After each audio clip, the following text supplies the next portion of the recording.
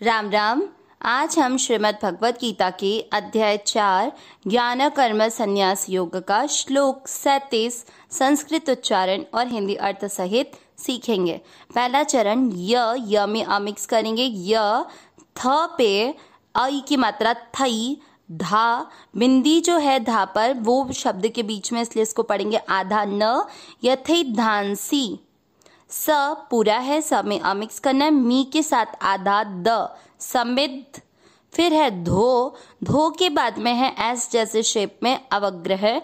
आपको धो की मात्रा को लंबा खींचना है, धो, और खींचते हुए मात्रा के अंदर अवग्रह के बाद जो ग लिखा हुआ है आधा ग, और इसका मतलब क्या हुआ, ग आधा है और न पर ई की मात्रा है नी। ठीक है, तो आधे ग को धो को खींचते हुए बोलेंगे धोग। ठीक है, और नी के साथ आधा र, धोग्निर। पहला चरण फिर से यथै धांसी समिद्धोग्निर। दूसरा चरण देखते हैं। भ के साथ आधा स, भस, और म में अमिक्स करेंगे भस्म। सा के साथ आधा त, भस्म सात। कुरु दोनों मात्रा छोटी है, लंबा नहीं खींचना। ते के बाद में अवग्रह लंबा खींचते हुए आधे र को बोलना है कुरु तेर। जू की मात्रा छोटी, लंबा नहीं खींचते हुए न में अमिक्स करना जुन। दूसरा चरण फिर से भस्म सात कुरुतेर्जुन। पहला और दूसरा चरण साथ में यथै धांसी समिद्धोग्निर भस्म सात कुरुतेर्जुन। तीसरा चरण देखेंगे। ज्ञाना मात्रा के अंदर आधा ग, जैसे अपन ने पहले चरण में किया बिल्कुल वैसे ही करना है। आधे ग को ना के साथ पढ़ेंगे ज्ञानाग, और न पे ई की मात्रा नी, ज्ञानाग्नि। ई की मात्रा है तो विसर्ग को पढ़ेंगे ही, ज्ञानाग्नि। स पूरा स में अमिक्स करना है। व के ऊपर आधा र, उसको स के साथ पढ़ेंगे सर, और व में अमिक्स करेंगे सर्व। क पूरा माँ के ऊपर आधा र है, उसको क के साथ आधा र पढ़ेंगे कर्माणी। तीसरा चरण फिर से ज्ञानाग्नि सर्व कर्माणी। चौथा चरण देखेंगे। अब चौथा चरण दूसरे चरण जैसा है, तो भ के साथ आधा सा भस, म में अमिक्स करेंगे भस्म। सा के साथ आधा त सात, कुरुते दोनों मात्रा छोटी है कुरु की, कुरुते, और त में अमिक्स करना है तथा। चौथा चरण फिर से भस्म सात कुरुते तथा। तीसरा और चौथा चरण साथ में ज्ञानाग्नि सर्व कर्माणि भस्म सात कुरुते तथा। पूरे श्लोक का उच्चारण एक साथ।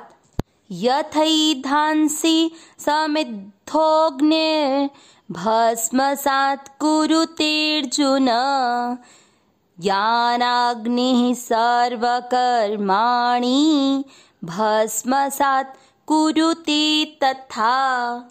एक बार फिर से यथै धांसी समिद्धोग्निर भस्म सात कुरुतेर्जुन ज्ञानाग्नि सर्व कर्माणि भस्म सात कुरुते तथा।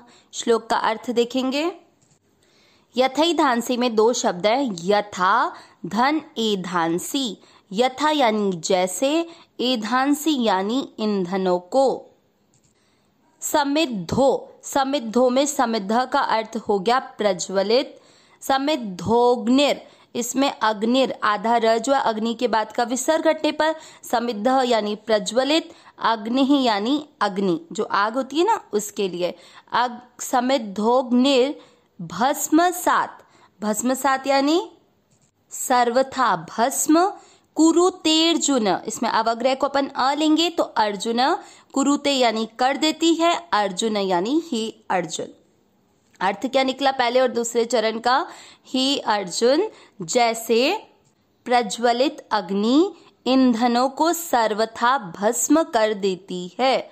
आगे ज्ञानाग्नि यानी ज्ञान धन अग्नि ही।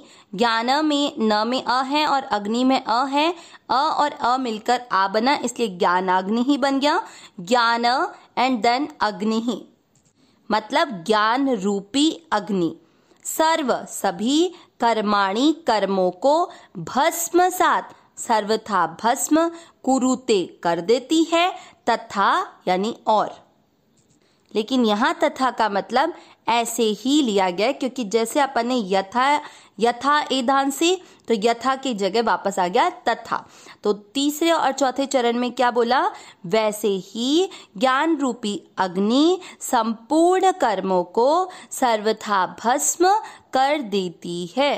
पूरे श्लोक का अर्थ निकला, जैसे हे अर्जुन, जैसे प्रज्वलित अग्नि ईंधनों को सर्वथा भस्म कर देती है, वैसे ही ज्ञान रूपी अग्नि संपूर्ण कर्म को भस्म कर देती है।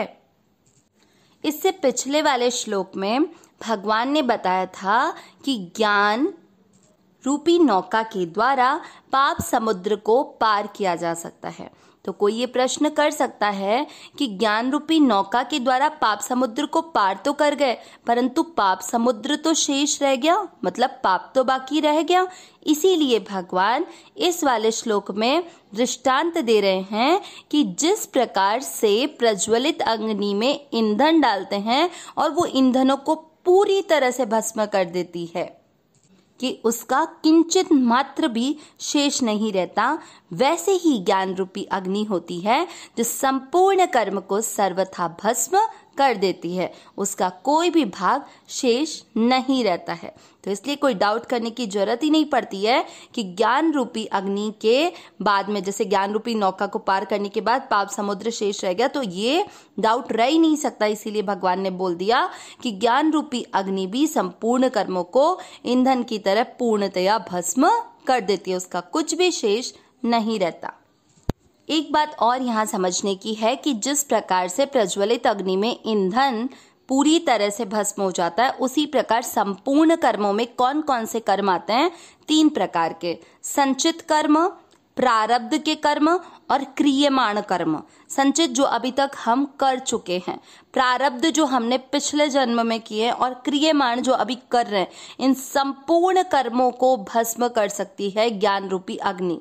तो सोचिए, पुनर्जन्म का जो कारण बनता है, ये सारे कर्म वो पूरी तरह से भस्म हो सकते हैं केवल और केवल तत्व ज्ञान का सहारा लेने पर। क्योंकि जब ज्ञान अर्थात अपना विवेक सदुपयोग करते हैं तो हम इस संपूर्ण संसार से अपना संबंध विच्छेद कर देते हैं। इसलिए हमारा जो भी कर्म होता है वो केवल और केवल परमात्मा से संबंधित रखता है। इस मन को अगर हम कर्म योग के द्वारा संसार की सेवा में भी लगा दें तो भी हम अपने विवेक का सदुपयोग करके केवल परमात्म तत्व ही हर जगह इस बात को स्वीकार कर लेते हैं, मतलब तत्व ज्ञान को स्वीकार कर लेते हैं। तो इस प्रकार तत्व ज्ञान से संपूर्ण कर्म, संचित, प्रारब्ध और क्रियमाण कर्म भस्म हो जाते हैं। अविनाशी सहज सुख राशि, हे नाथ हे मेरे नाथ, मैं आपको भूलूं नहीं। नारायण नारायण नारायण नारायण।